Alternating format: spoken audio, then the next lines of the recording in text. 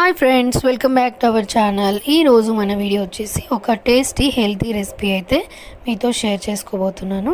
Carrot halwa అనమాట. First అయితే క్యారెట్ని బాగా వాష్ చేసుకొని సన్నగా తురుముకోవాలన్నమాట.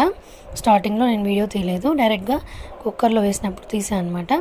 సన్నగా తురిమి పెట్టుకున్న క్యారెట్ని కుక్కర్లో వేసి పాలైతే వేసుకోవాలన్నమాట. పాలు వేసుకొని మంచిగా ఒక 3 to 4 విజిల్స్ వచ్చేదాకా మెత్తగా ఉడికించుకోవాలి. క్యారెట్ అయితే మెత్తగా ఉడికిపోవాలన్నమాట. ఇంకా కొంచెం పాలైతే ఉన్నాయి మనకు. ఆ పాలన్నీ చిక్కగా అయ్యేంత వరకు, క్యారెట్ అంతా దగ్గర పడేంత వరకు బాగా ఉడికించాలన్నమాట.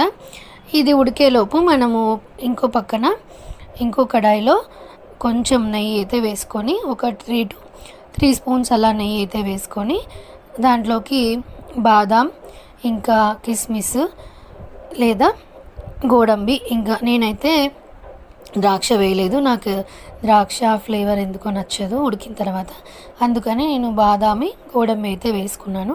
ఇవి నెయ్యిలో వేసి కొంచెం బాగా ఫ్రై చేయాలన్నమాట. తర్వాత అవి ఫ్రై అయిన తర్వాత మనం ముందుగా ఉడికించి పెట్టుకున్న క్యారెట్ని అయితే మొత్తం దీంట్లో వేసేయాలి.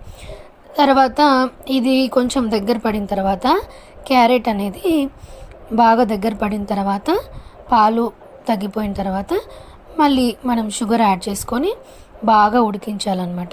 షుగర్ అంతా కరిగిపోయి బాగా గట్టి పడేంత వరకు ఉడికించుకోవాలి.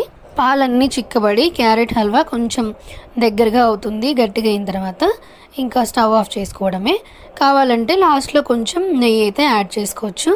ఇంతే అండి, టేస్టీ క్యారెట్ హల్వా రెడీ అయిపోయింది. చూసారా ఎంత బాగా వచ్చిందో.